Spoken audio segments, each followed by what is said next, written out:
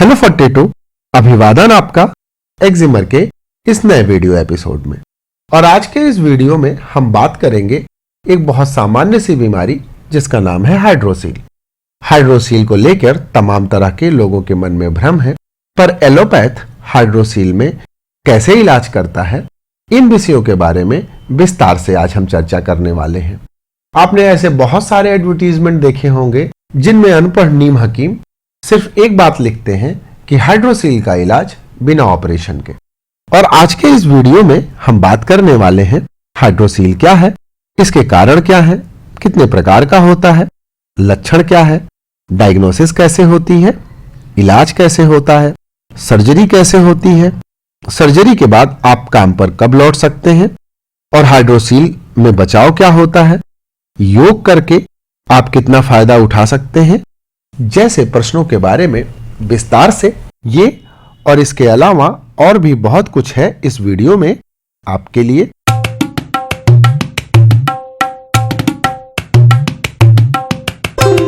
तो आइए सबसे पहले जानते हैं कि हाइड्रोसील क्या है। दरअसल हाइड्रोसील एक थैली जैसी संरचना होती है जिसमें द्रव्य भरा होता है और अंडकोश इसी थैली में रहते हैं। लगभग 10% बच्चों में हाइड्रोसील जन्मजात होता है और हाइड्रोसील मेल्स में किसी भी उम्र में हो सकता है। सामान्यतः बड़े हाइड्रोसील से अंडकोशों पर कोई नुकसान या फर्क नहीं पड़ता और बच्चों में हाइड्रोसील बढ़ने से कोई दर्द भी नहीं होता और ये बिना इलाज के खुद ब खुद ठीक हो जाते हैं। लेकिन यदि अंडकोशों में सूजन ज्यादा हो तो आपको बिना देर किए डॉक्टर को दिखाना फायदेमंद होता है, क्योंकि ये अंडकोशों के कैंसर के कारक भी हो सकते हैं। और आइए अब बात करते हैं कि हाइड्रोसील होने के कारण क्या है। दरअसल अगर प्रेगनेंसी के अंतिम चरण में बच्चे अंडकोश थैली सहित पेट की तरफ ऊपर चले जाते हैं, बच्चे का जन्म समय से पूर्व हो, जन्म के 1 साल के अंदर अंडकोशों में द्रव्य शरीर से एब्जॉर्ब न होता हो, बच्चों में हाइड्रोसील के कारण होते हैं। इसके अलावा हाइड्रोसील जीवन में किसी भी उम्र में हो सकता है, खासकर 40 वर्ष के बाद हाइड्रोसील हो सकता है। हाइड्रोसील क्यों होता है, इसका कारण अभी अज्ञात है। और आइए अब बात करते हैं कि हाइड्रोसील कितने प्रकार का होता है। हाइड्रोसील मुख्यतः 2 प्रकार का होता है। पहला नॉन कम्युनिकेटिंग और दूसरा कम्युनिकेटिंग। नॉन कम्युनिकेटिंग हाइड्रोसील तब होता है जब थैली बंद हो जाए और शरीर से फ्लूइड एब्जॉर्ब होना बंद हो जाते हैं। और दूसरे तरीके का कम्युनिकेटिंग हाइड्रोसील तब होता है जब हाइड्रोसील में अंडकोश की दीवार पूरी तरह से बंद ना हो और शरीर के एब्जॉर्ब फ्लूइड का एक्सचेंज होता रहे। तो ये तो हुई बात कि हाइड्रोसील कितने प्रकार के होते हैं। और आइए अब जानते हैं कि इसके लक्षण क्या हैं। सामान्यतः हाइड्रोसील में दर्द नहीं होता, पर अंडकोशों की थैली में सूजन, सुबह शाम भारीपन और अंडकोशों में मूवमेंट न होना जैसे लक्षण हो सकते हैं। और अगर सूजन के साथ दर्द भी हो रहा हो तो डॉक्टर को तुरंत दिखाना चाहिए, क्योंकि अगर अंडकोशों में ब्लड सप्लाई रुक गई तो इससे मेल इनफर्टिलिटी हो सकता है।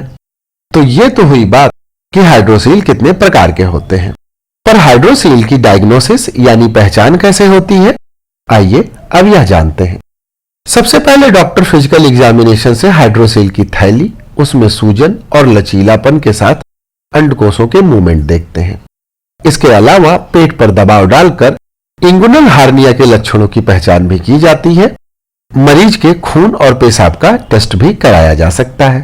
और आइए अब बात करते हैं कि हाइड्रोसील का इलाज कैसे होता है। अगर समस्या 1 साल से कम उम्र के बच्चे में है तो डॉक्टर 1 साल तक रुकते हैं।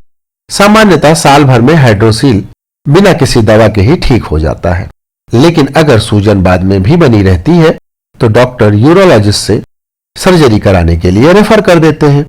और बड़ों में भी आमतौर पर सूजन 6 महीने में अपने आप खत्म हो जाती है और ऐसा ना होने पर आपको सर्जरी कराने की सलाह दी जाती है, क्योंकि कम्युनिकेटिंग हाइड्रोसील का इलाज अगर समय पर ना किया गया तो यह हार्निया का कारक बन सकता है। इसलिए मरीज को इलाज में लापरवाही बिल्कुल नहीं करनी चाहिए। हाइड्रोसील का इलाज सर्जरी द्वारा होता है। और यह होता कैसे है, आइए अब ये जानते हैं। दरअसल हाइड्रोसील के मरीज को ऑपरेशन से पूर्व बेहोश कर हाइड्रोसील की स्थिति के अनुसार एक छोटा चीरा लगाकर ऑपरेशन कर दिया जाता है और द्रव्य निकालने के लिए कुछ दिनों के लिए एक ट्यूब लगाकर पट्टी कर दी जाती है और मरीज ऑपरेशन के कुछ घंटों बाद भी घर जा सकता है। हाइड्रोसील का ऑपरेशन बहुत ही सामान्य है, इसमें जान जाने का कोई खतरा नहीं होता। कुछ दिनों बाद आपको डॉक्टर फिजिकल एग्जामिनेशन के लिए फिर बुलाते हैं, क्योंकि कभी कभी हाइड्रोसील दोबारा भी हो सकता है। सर्जरी के दौरान लगाए गए टाके खुद ब खुद कुछ दिनों के बाद अंदर गल जाते हैं। इसके अलावा हाइड्रोसील का इलाज निडल एस्पिरेशन से भी होता है। यह प्रक्रिया उन लोगों में जिनमें सर्जरी करने से कोई रिस्क होता है। इस प्रक्रिया में डॉक्टर हाइड्रोसील में एक लंबी निडल डालकर द्रव्य को बाहर निकाल लेते हैं और उसी निडल द्वारा कुछ दवाएं, जिससे दोबारा फ्लूइड्स न बने, डाल देते हैं। इस प्रक्रिया में मरीज को थोड़ा दर्द भी होता है। तो ये तो हुई बात कि हाइड्रोसील का इलाज कैसे होता है, पर सर्जरी कराने के बाद आप अपने काम पर कब लौट सकते हैं, यह प्रश्न भी हमारे मस्तिष्क में कई बार आता है। तो आइए अब यही जानते हैं कि सर्जरी के बाद आप काम पर कब लौट सकते हैं। सर्जरी कराने के 1 सप्ताह के बाद किसी भी प्रकार का दर्द अमूमन नहीं होता और न ही किसी प्रकार का इन्फेक्शन होता है। और सर्जरी कराने के 3 हफ्ते बाद आप अपना सामान्य काम जैसे बाइक चलाना, सीढ़ियां चढ़ना आदि शुरू कर सकते हैं और आप अपने सामान्य काम 3 हफ्ते के बाद सुचारू रूप से प्रारंभ कर सकते हैं। और आइए अब जानते हैं कि क्या करें कि हाइड्रोसील हो ही ना।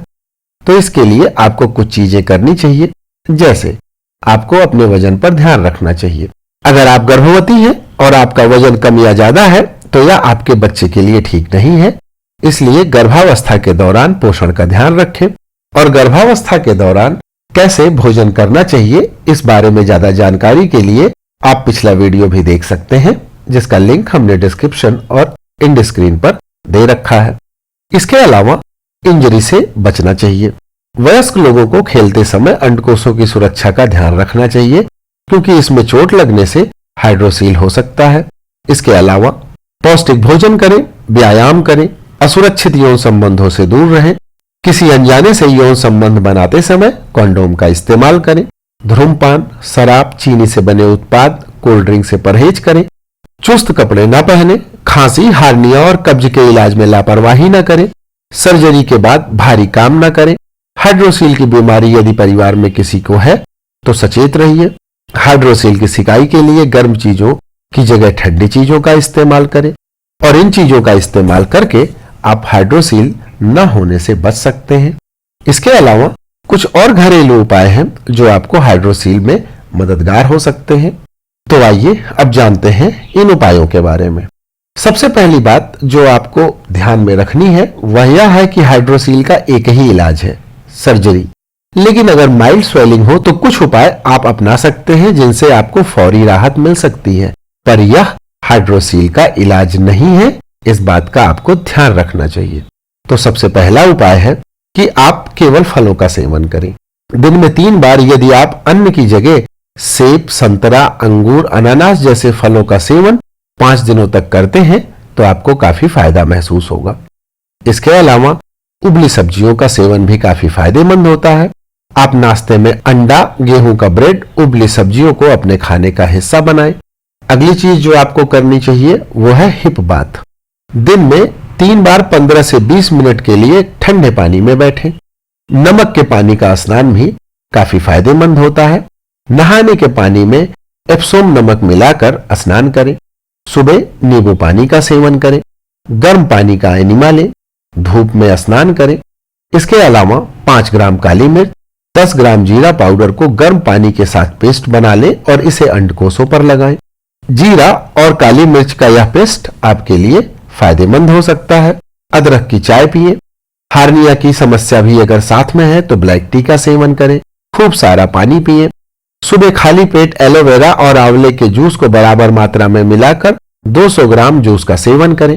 और आइए अब जानते हैं कि हाइड्रोसील में योग कितना फायदेमंद है। हाइड्रोसील में कई सारे योगासन करने से भी काफी लाभ होता है, जैसे प्राणायाम, वज्रासन, गरुड़ासन, गोमुखासन, कपालभाति, वाह प्राणायाम, मंडूकासन, संस्कासन जैसे योग करने से आपको काफी फायदा मिलेगा। तो इस वीडियो में बस यहीं तक और हमें उम्मीद है कि हमारा यह प्रयास आपको स्वस्थ बनाए रखने में मददगार साबित होगा। इस वीडियो को शेयर आप उनसे कर सकते हैं जिनकी आपको फिक्र है। और इस वीडियो से संबंधित अगर आपका कोई प्रश्न, सुझाव या अनुभव है तो कमेंट करके हमें जरूर बताइएगा। वीडियो देखने के लिए आपका धन्यवाद। नमस्कार।